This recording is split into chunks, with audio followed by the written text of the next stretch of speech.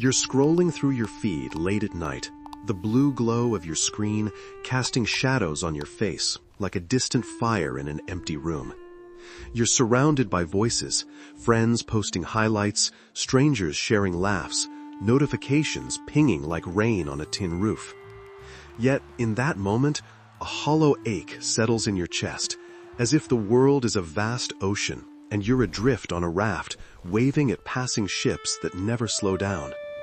You like, comment, share, but the echo returns empty. Why does connection feel so close, yet so out of reach? This is the quiet paradox of our time. In a world wired for endless interaction, loneliness whispers louder than ever. You check your phone first thing in the morning, craving that dopamine hit from a heart emoji or a quick reply, but it fades like mist in the sun.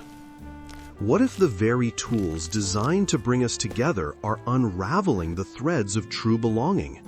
Picture your inner child, that vulnerable part of you still seeking safety in another's gaze, now lost in a digital maze where likes masquerade as love. Tonight, we dive into the shocking psychology behind this isolation. We'll uncover how superficial swipes erode deep bonds, why your nervous system craves more than memes and messages, and the hidden traumas that amplify this void. But there's hope in the shadows, a path to reclaim authentic connection. Stay with me, and let's explore why you're lonely, even when you're never truly alone. Let's start with the basics. What is loneliness really? It's not just the absence of people. It's a profound sense of disconnection, a gap between what you need and what you get.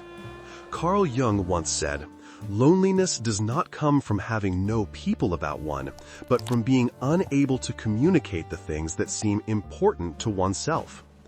In our hyper-connected era, this rings truer than ever. You're linked to thousands online, but how often do you share your deepest fears without fear of judgment?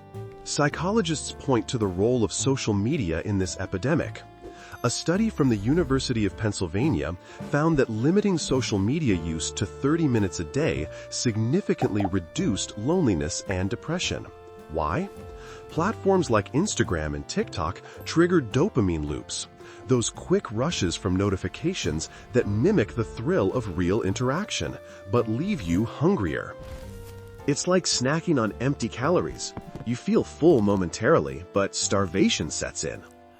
Then there's Dunbar's number, a concept from anthropologist Robin Dunbar. Humans can maintain about 150 meaningful relationships at most. Yet your follower count might dwarf that, creating an overload. The Harvard Grant Study, one of the longest running on human happiness, reveals that strong relationships are the top predictor of well-being, outranking fame or wealth. But in a digital world, we trade depth for breadth. The World Health Organization warns that social isolation increases risks of anxiety and early death by 29%. Studies show Gen Z, the most connected generation, reports the highest loneliness rates. Up to 73% feel alone sometimes or always, per a Cygnus survey. Have you felt that pull? The more you scroll, the wider the void grows. Think of Sarah, a 28-year-old marketing exec in Chicago. By day, she posts polished selfies from coffee runs, racking up hundreds of likes. But at night, she stares at her ceiling, wondering why no one texts just to check in. It's like being at a crowded party where everyone chats but no one sees you. Sarah's story echoes millions. She grew up with divorced parents, learning to perform happiness online to fill the emotional gaps offline. Or consider Mike, a college student in LA, glued to Discord and Reddit. He has friends across time zones, gaming till dawn. Yet when his anxiety spikes, he hesitates to voice it, fearing it'll disrupt the fun facade. It's a metaphor for our times. A bridge built of pixels, sturdy for small talk, but crumbling under weighty truths. Historically, this isn't new. In the 1950s, suburban isolation mirrored today's digital divide. Families in perfect homes, yet emotionally distant. Now, amplify that with algorithms that feed you echo chambers, isolating you further. Remember the child tugging at a parent's sleeve for attention? That's your inner self now, swiping for validation in a sea of curated lives. These tales aren't anomalies. They're the norm in a world where connection is commodified. As adults, this loneliness manifests in subtle, insidious ways. You might notice hypervigilance, constantly checking who viewed your story, reading into delayed replies like tea leaves. It's a carryover from childhood, where inconsistent attention wired your nervous system for alertness. Now, it breeds resentment. You give endlessly online, but receive crumbs, leading to burnout. The paradox? In seeking connection, we often self-isolate. Sherry Turkle, in her book Alone Together, notes, "We are lonely but fearful of intimacy. Digital connections offer the illusion of companionship without the demands of friendship." You hide behind screens, avoiding the vulnerability of eye contact or awkward silences. This fosters hyper-independence. You tell yourself you're fine alone, but it's a mask suffocating your need for belonging. Workaholism creeps in too, common in the US, where hustle culture glorifies busyness over bonds. You pour energy into careers, mistaking LinkedIn connections for community.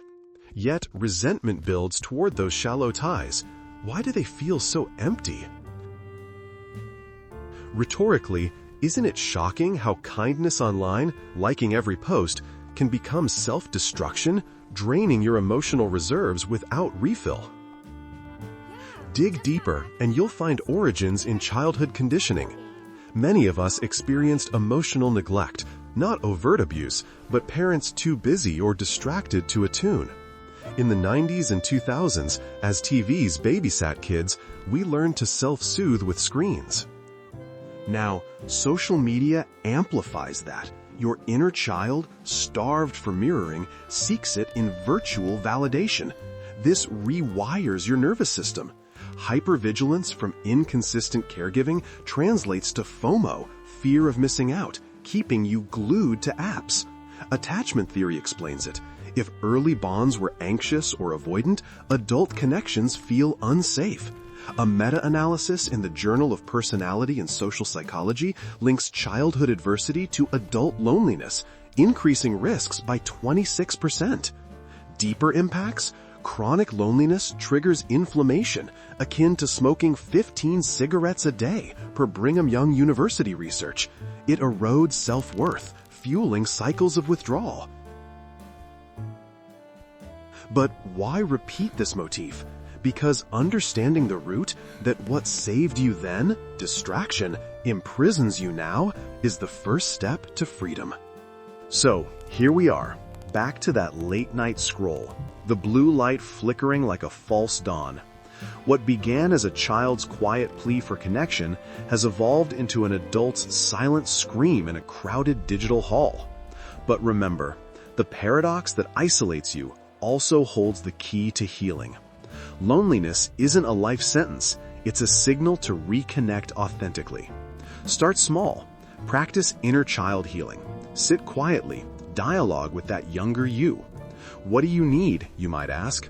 Set boundaries. Limit screen time. Curate feeds for depth over drama. Seek real conversations. Call a friend. Join a local group. Embrace the messiness of face-to-face. Studies show mindfulness and therapy reduce loneliness by fostering self-compassion. You're not alone in this hyper-connected haze. Millions feel the same ache, but by facing it, you reclaim your power. What if true belonging starts with being present to yourself? If this resonated, subscribe for more deep dives into the human mind.